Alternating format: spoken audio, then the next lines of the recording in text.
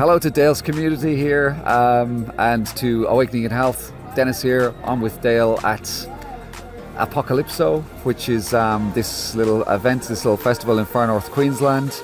And it's fantastic. There's a load of truth people. We're sharing information. We're talking about electroculture. We're talking about health. Dale is going to jump up and have a chat about something fairly soon. But we met last night, had a bit of a chat, and seems 2 days ago. That's right. He seemed like a good fella. So we're going to just freestyle and have a chat about whatever comes up, and hopefully it's interesting, man. Good to see you in the flesh. I've followed your stuff for a fair while. Yeah, it's good. Yeah, well, it's been nice to meet you. Yeah. And I mean everyone else here. So. Yeah.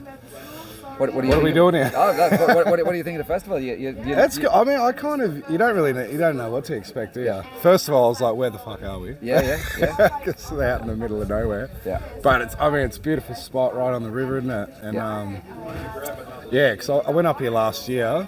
I don't know North Queensland too well. I spent a little bit of time up here, but yeah, it's beautiful. Good people. Yeah, and this is my backyard, so I'm familiar with it. But I haven't been out to this little spot at all. But you spend much time in Mariba? Yeah, not Stacks, a little bit. Yeah, not Stacks. But what would be the reason to go to Mariba? Sell it. A lot of nice places around it, like waterfalls and nature and quietness and getting away from technology. It's like Cairns too, isn't it? Not so much the city, but it's like everything cools around.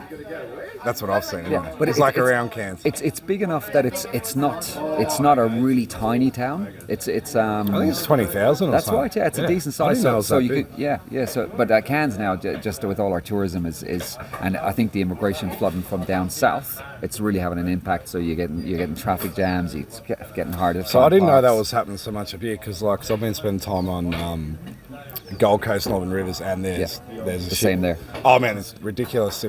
A lot moved up from Sydney, but Melbourne as well. And then I've spoke to people up here that in Yeppoon, and they said it's the same in Yeppoon. Yeah. So 400,000 people last year, I gather, and then over COVID, I think it was like 300,000. I mean, that's 1 million people. That's 1/20th of the population, and we're seeing that stuff in Ireland for sure. This is what I was going to say. This is a worldwide phenomenon. Yeah. Yes. So actually, maybe we'll talk about this because absolutely. Yeah. Whatever. It's important. I mean, in America, you saw like a lot of people leaving the cities everywhere, but particularly like New York, and they're going to places like Florida and Texas. Yeah. It's happening in all the. So what do you reckon that is? I reckon it's destruction of communities, and somebody dropped this bomb for me a few years back, and I never put it together like this. But obviously, and it's a bit of a cliche, the Irish and the potato famine. Yeah. But we flooded out of Ireland in the 1870s, and at the same time, so did the Italians, and we all got to New York. And I just presumed that was, just a geographical thing, a historical thing, but it wasn't. It was the same people creating the same problems to disrupt the Anglican society in America by using Catholics, the Italians and the Irish. So that was they've done this before, and they're just doing it again, just in a different manner. And the thing about the potato famine was there's a couple of books written on it. But we've got records of what was on boats around the time of the potato famine, and we had stacks of food in Ireland, and we weren't. Yeah. They were sending it out to England and out to Europe, and we were starving. I heard the ones that they was it true that like by law that if where people were starving, they go and went to other farming communities on Ireland, that they would be penalised as well. Yeah, they could be locked up. That's right. So this is not their first run. This is like what do you think about that Irish bloodline too, right? Because if you there's a big agenda. I mean, it's more to destabilise the West, but they're using the white races, like the whites have been the oppressors, right? And if you want to I always look at things like this way. If you want to blame the white person, right? Because obviously there's like this Khazarian group, right? And they're only a very small clique of what people call Jewish, right? So why wouldn't you put them in power, right, to stereotype the white race, and then because I think there's something very ancient, particularly around the Irish bloodline too. And if you even like the Irish bloodline's everywhere now too, and particularly in Australia with the Indigenous communities, right? And a lot of leaders within the Indigenous communities here have Aboriginal blood and Irish blood. They're the mix. I think something special. Look, everyone's, we're all part of the infinite, right? But there's something particular about those bloodlines. You're spot on, and almost nobody identifies this. And I reckon that they could be the same, but I think it's distinct. But I think the Irish bloodline and the Germanic bloodline are the mortal enemies of whoever's trying to destroy the world. Yeah. So we've been a target. We were a target during the potato famine. They thought they'd actually get rid of us fully during the potato famine. Like the English moved in, and it was more or less a genocide. So when for me, it's not a war of white, black, different colours, different races, Muslims. It's a war for me against the people who don't like humanity. And I think you're spot on. I think with that bloodline of the Irish and of some of the Germanic, that kind of Nordic blood, Yes. they want to wipe them out. They're doing it in Germany. The same thing's happening. Germany is rapes up, crimes up. It's gone through the roof. It's not safe. Same in Sweden. It's another place that's Well, I've getting heard attacked. that is the Aryan race is Ireland, Yeah, or the yeah. area. They say the area, Yeah. which is like the sand, or Yeah.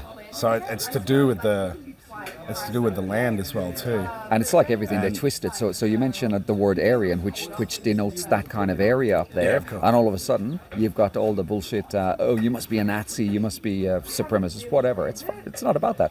And I say to people, I'm proudly racist.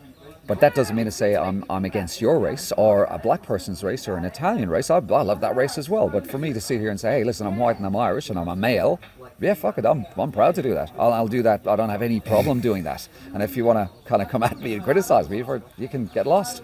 There's that fine line between patriotism, because they used patriotism for many years to do the wars, right? Yes. And the whole all the Middle Eastern wars after 9/11 it was all the rah-rah patriotism, Yeah. right?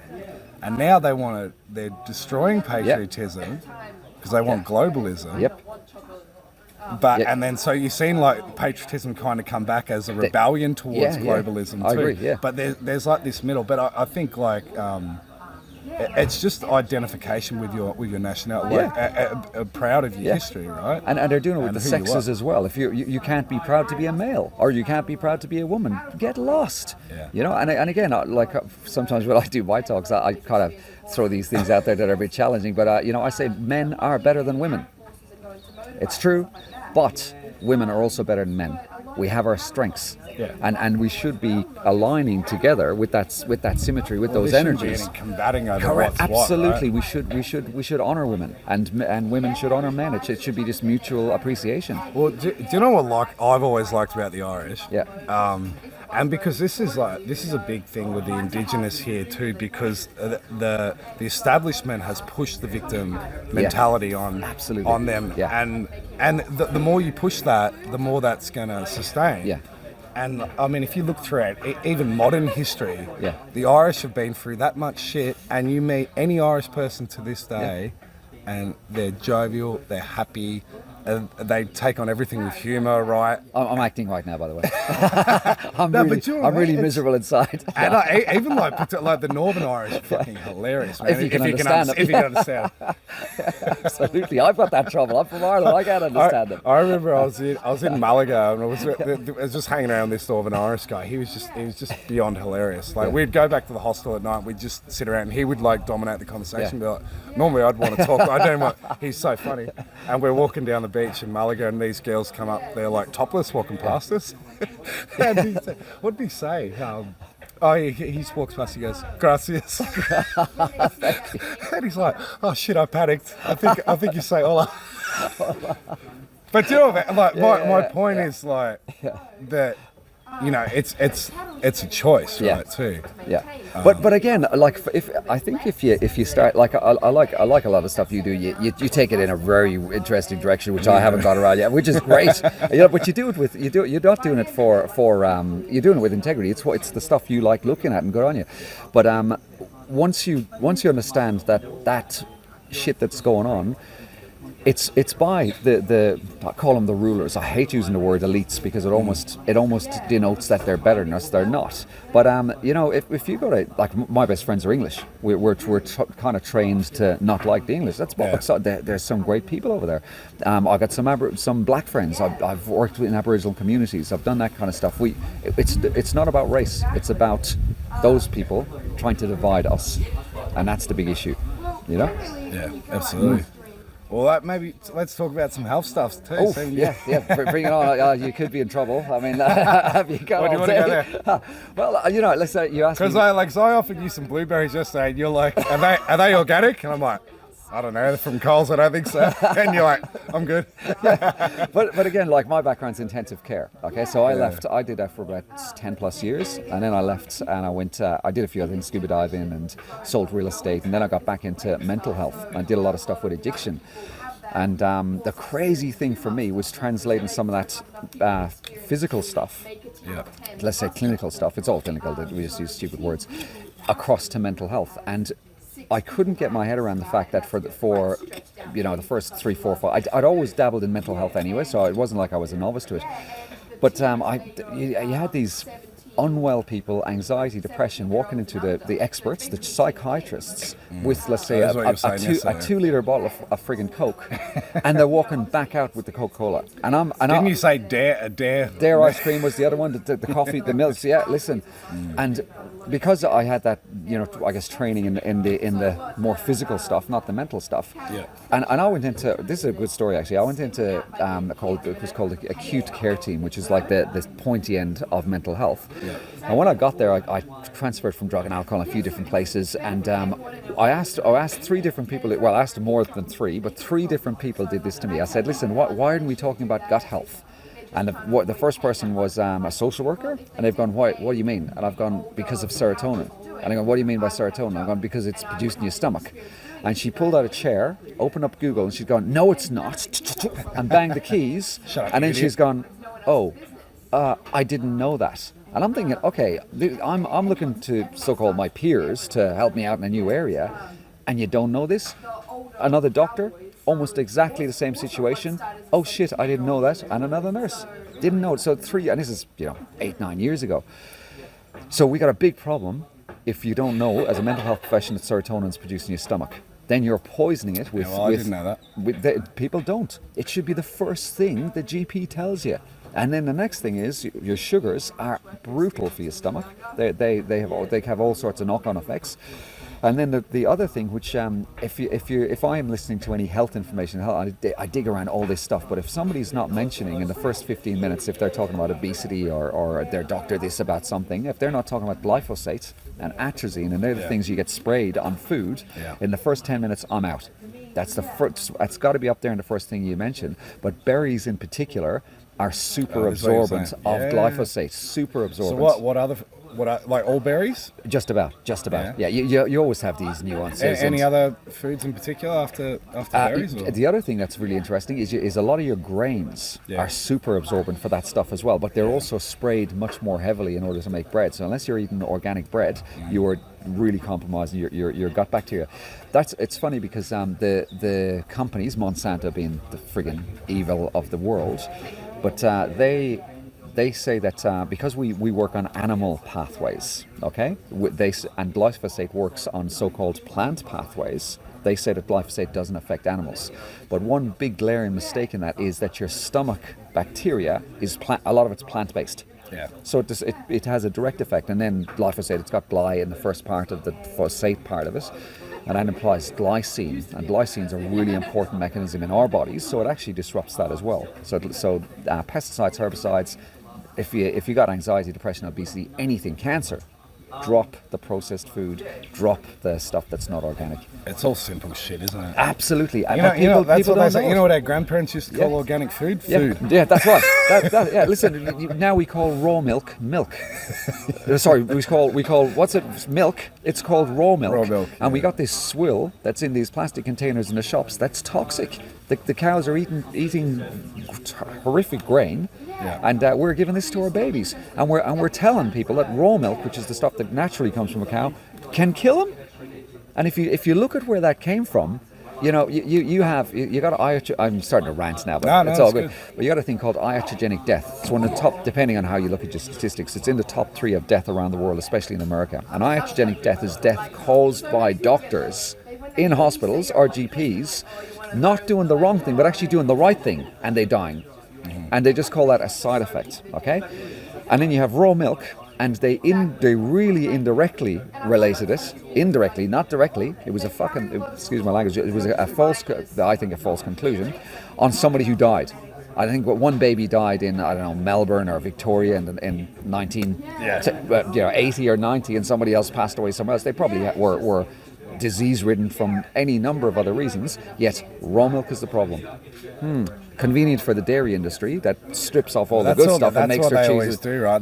They'll handpick one little thing, correct. And then that's their... It's but a doctor, a hospital kills, 10,000 it's like people in a year. It's like the whole fluoride thing, right? They did when they bring that shit in like the 60s or 70s. Yeah. And then... Yeah, absolutely. It's been they use it in prisoner war camps to keep people placid. Yeah, absolutely. I think Australia is the most heavily fluoridated in the world. It's interesting. We explain the apathy. Yeah. Do you know Justinian Deception? That channel, Romney Stewart. What's it called? Justinian Deception. No, I don't think so. So he's you got to have a look at some of his stuff. He's a bit of a recluse, so he's not doing so much now. But he actually lives in our town in Cairns, so we managed to get him for a common law meeting. Right. And I knew a fair bit about him because I'd been watching his stuff for a few years. But he was responsible for getting fluoride out of our water in Cairns. And what he does is he uses a kind of a contract law method, which is another cracking conversation, by the way. Have they checked the lithium levels and stuff too? That's why no. So and that's a great question, by the way, because when you're looking at contaminants in the water, it's not like you look at the water and go, oh look, there's lithium, oh look, there's this, oh look, there's that. You don't. You have to do a specific test for this. So when they're testing your water, they're just looking for a few things, and they go, oh, it doesn't have that, it does have that, doesn't have that. And if you had to test, especially in America, it's a really good example. They do some more comprehensive studies. The American waters in New York and some of the bays and some of the dams, they are loaded with female hormone, the pill. They're loaded with antidepressants. They're loaded with cholesterol medication. So, and I use the word, when I talk about this stuff, I say our water, like if your water is coming from a dam, it's damned water. It's another play on words, but it's damn water. It's dead water. And then you can go down to structured water. But most people don't have access to spring water, though. But you can still do stuff. You get a good what did you do? Because I saw you drinking yesterday. You got like some nice alkaline. Yeah. That's right. And I've got a fairly good filter at my house. I also put quartz in my water, which with quartz wrapped in copper. It changes the electromagnetic frequency and brings a little bit of memory back. So and apparently it kind of lets go of things like glyphosate.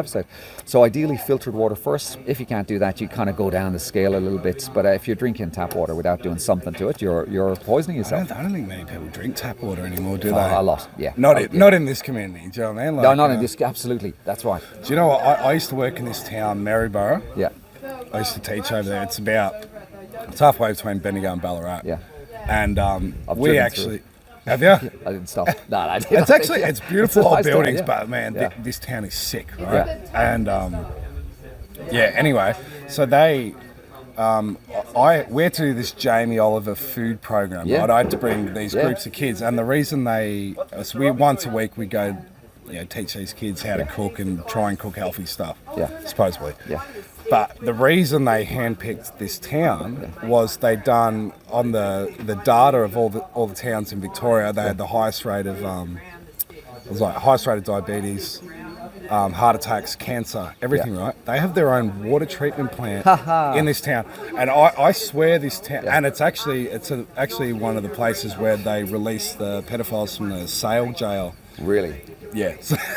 And actually, I ended up finding there's a ring there as well too, but that's another story. Wow. But anyway, it was bizarre. I've never seen the mental and physical health there is shocking. And then they got their own water treatment plant. So I used to I'd get there in the morning when I first started working there, and the receptionist, she's like, "Oh, I'll make you coffee for a club." I'm like, "Yeah," and I'm like, "What is this?" And like Bendigo water's bad, and this is it is next level. You can it's like drinking. Yeah, you can just taste every chemical in it, and even in hot water, you could not drink it. It was unbearable. I wonder if they'd done localized, if that's a localized study, that group, because it's amazing how sick people are in that town. Wouldn't surprise me. And when you start, I started looking at water properly, I don't know, five years ago. And you think it's H2O, it's not. There's all these layers to water, which is quite incredible. And then I presume you know people like Masaru Emoto, Yeah. And have you heard of Veda Austin? No. She's this chick in New Zealand, and she's worked out these things she calls hydroglyphs, and what she does is she plays different music, or she recites things or writes on the water. Does it on the water, yeah. But what happens is and I'm probably using a bad analogy here, but I seem to remember her talking about something like this. But if she plays ascending music that's uplifting, you get when you snap freeze the water and look at the kind of it's like same as the motor. That's yeah? as motor. You actually get things that look like stairs, and if you play death metal music, you get something that looks like a dagger.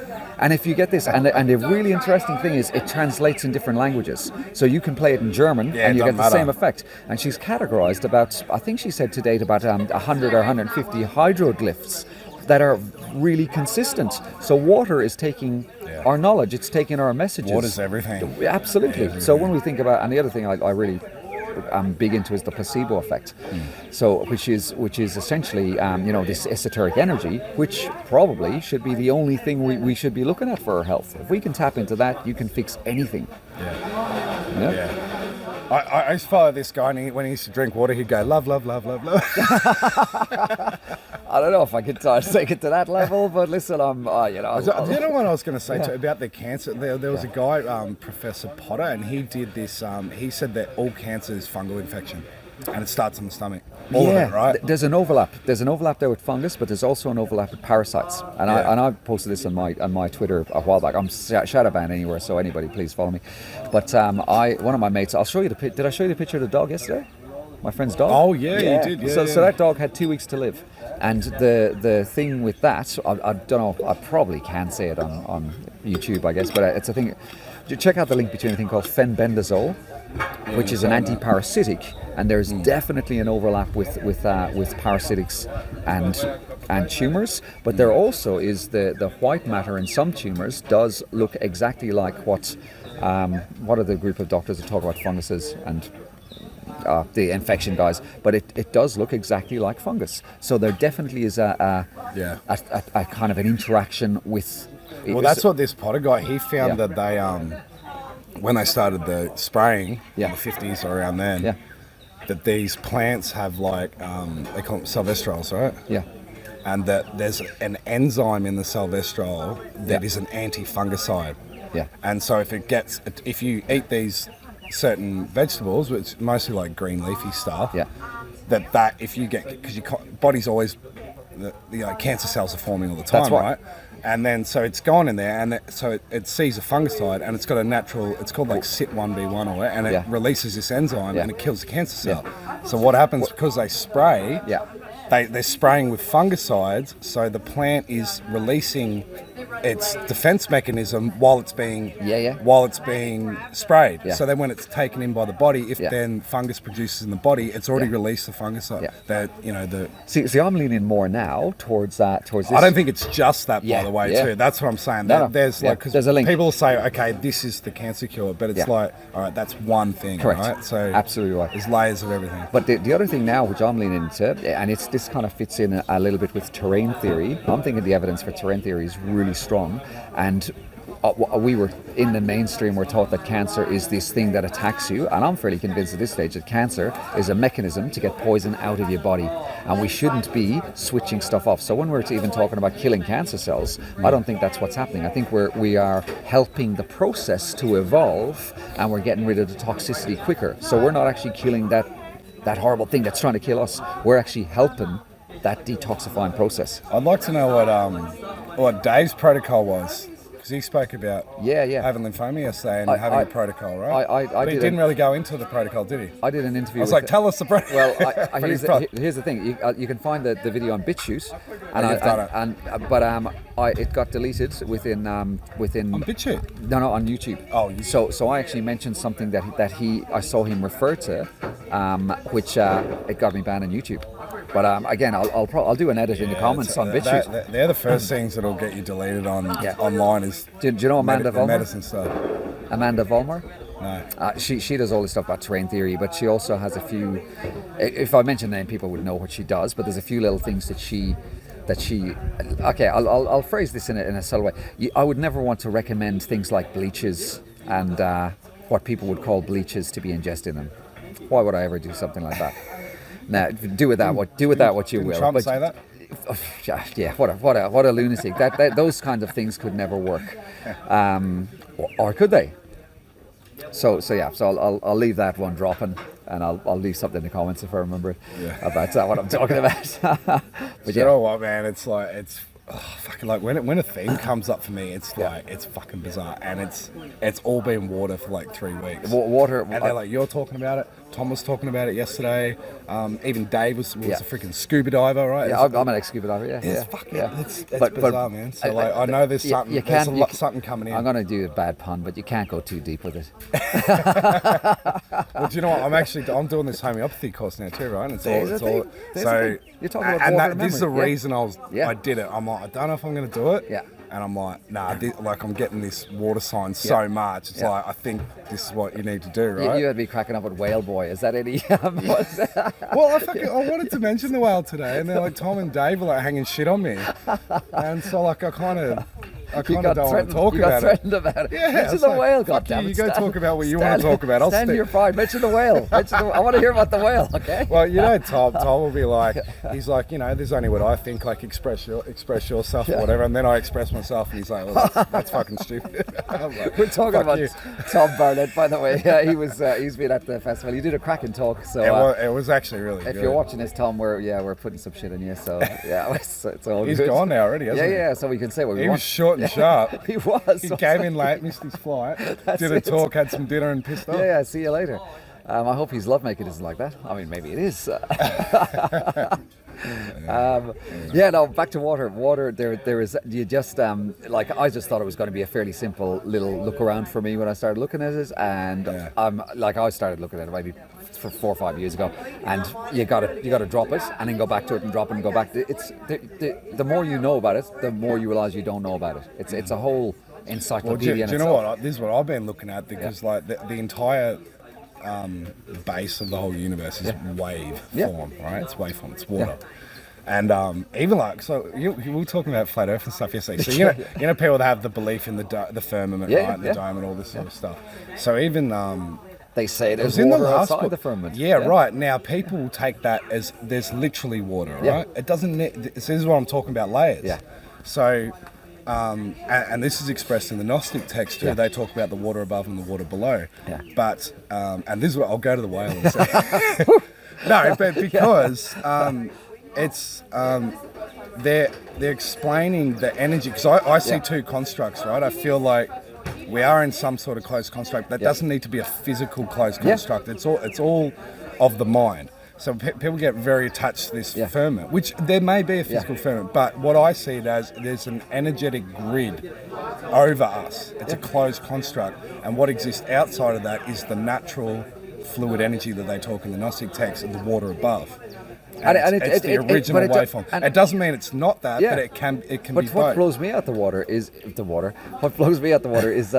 fact that there's actually mainstream science to back up what you're saying. So and I was talking about that yesterday about the observer effect, collapsing waveform into particles. Yes. But it was something that came out in the paper only about a week ago, so saying that there is far greater evidence again. There was a big round of it that came out about 5-6 years ago.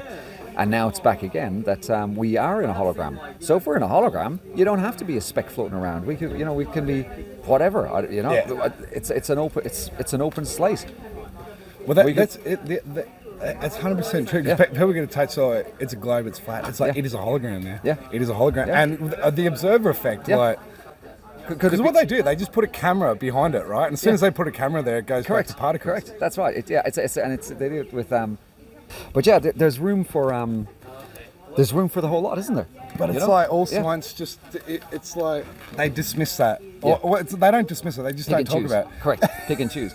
But back to what you're saying about absolutely. So they do it with photons, and photons looked like they were acting like a wave. Yeah. And then when they wanted to see how because they felt they were don't do it. particles, absolutely, then they morphed into particles. And that's the observer effect. And that's got lots of different implications. And that actually does come back to the placebo effect as well. It comes back to manifestation. It comes back to the law of attraction. There's so many things. Well, it just tells you we're creating our reality. Yeah, but also we're capable of magic. And the other thing, back to water, is that if you are putting sick water into your system, especially if it's got things like the fluoride, which apparently affects your pineal gland, I think that takes us away from our capacity to be able to do things that are a bit spooky and a bit miraculous. Well, the pineal's just water too.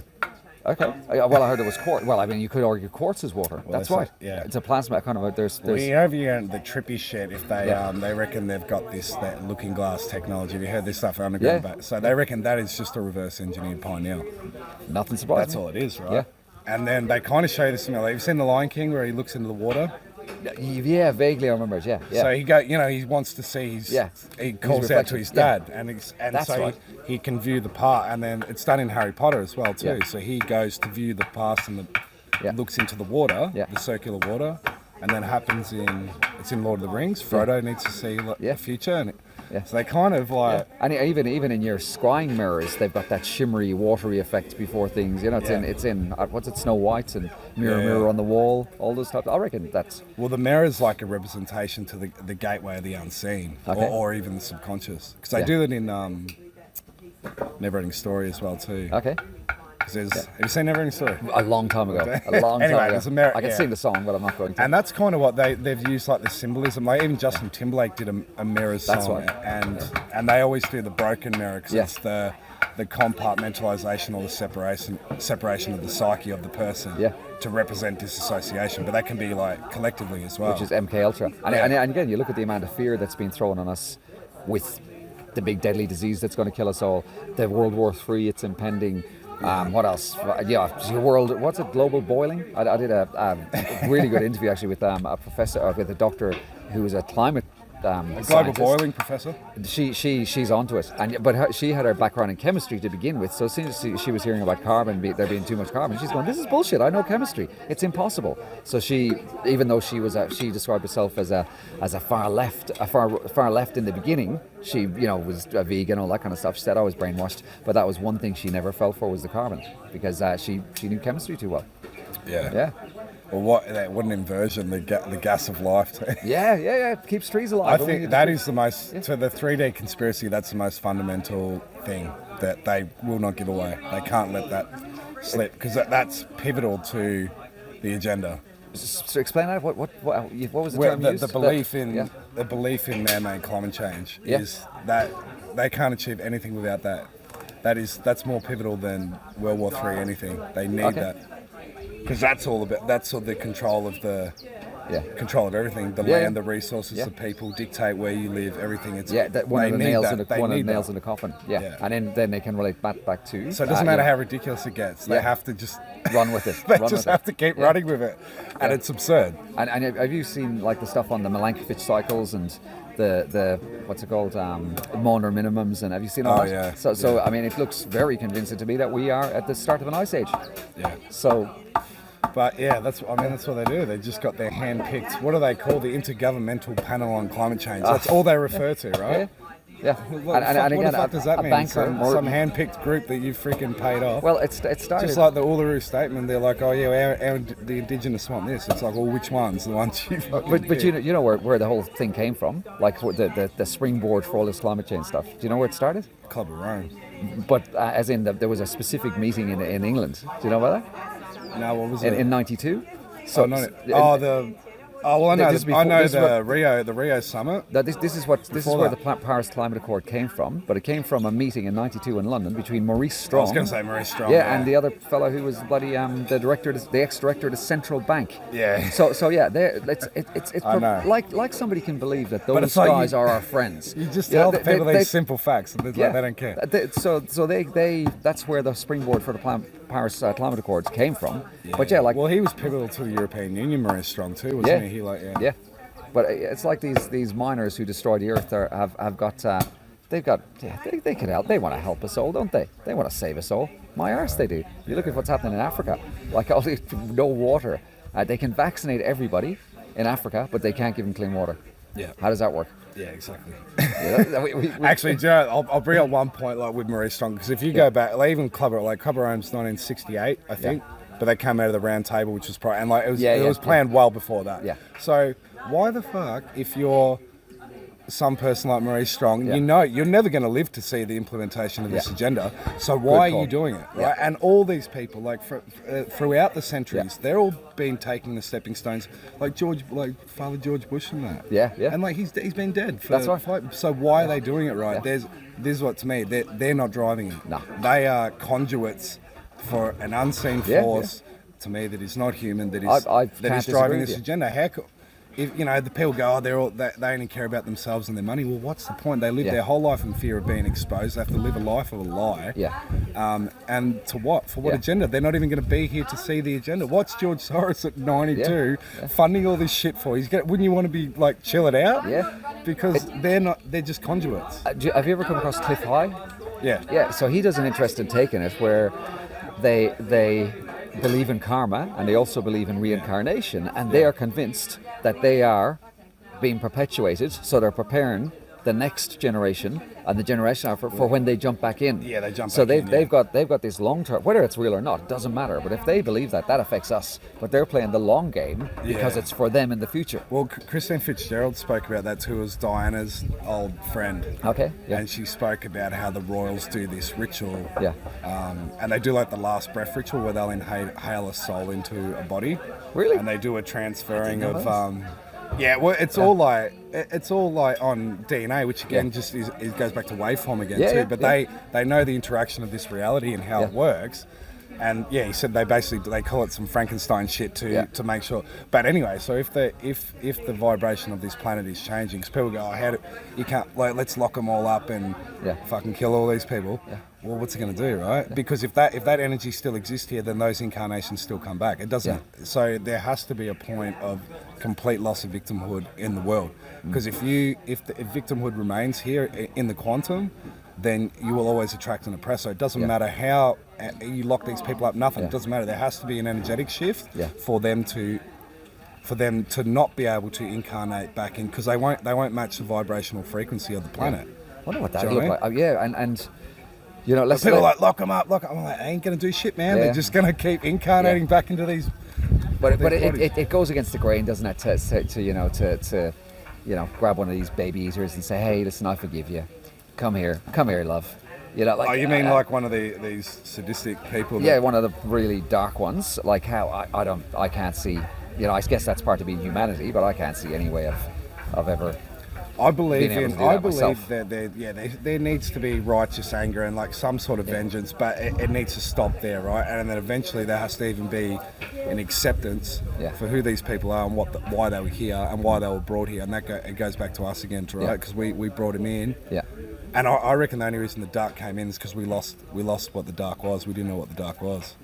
Because if you go to distortions on either side, it's going to draw the other one in. Yeah. So if we've had such a long period of dark, then there had to be this. Because I've heard these stories too. They're even like crazy cosmic stories that there were like certain beings and stuff, and they forgot what evil was, right? Yeah. They lived in harmony or bliss, not harmony. And we're making up for it now. I don't know. It's just this concept that you don't even know what evil is. So the whole point is, like, if we go through this process, we need to be shown what this evil is. Like, we really need to see how bad it is for the average person. Yeah. And then, okay, we know what evil is. Yeah. So now we have the choice between the two, because we understand because most people don't understand how evil it is. Yeah.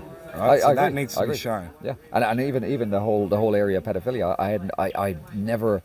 Now I fully appreciate that it is a currency. I never understood how it was important in the way the world works. That's how they catch people, by having that stuff on camera. Yeah, that's how they that's absolutely, it's an absolute key part of the puzzle, and people don't understand that. And then all you have to do is just look at the snippets that come out in the paper every so often of these rings, especially in Australia. It's rife in Australia of these rings getting busted. But what fascinates me, it's always the perception of the lone evil guy. Like. There's no. We know that these politicians are compromised. You had the list of 28 pedophiles here in Australia. They're still They're still walking around, probably, a lot of them, if they're not dead now. No repercussions. So we know it's entrenched in our political system.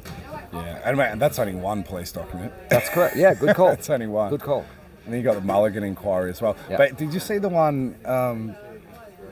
Was he childcare? No, he was either a residential worker or daycare. Daycare. Recently? Yeah. Now, Yeah. I mean, they're kind of putting that shit out. They're making it very obvious. Now, so he went unabetted for 15 years? 16, 15 years, something like that, yeah. How many counts? 118, 120, ridiculous. yeah, of separate children, not incidents, apparently. Any common sense would go, okay, this guy's clearly on the radar. Yeah. The intelligence apparatus has clear access to any of these freaking things, right? Yeah. And if you go deep enough, who runs the freaking dark web? Yeah. So how did he go unabetted for 15 years, right? Yeah. Unless he was being helped or unless he was part of a syndicate. Yeah. So. Yeah, we have to. Yeah, it's again, as you said, like when things are getting on the dark side, it's waking people up. Yeah. Waking people up.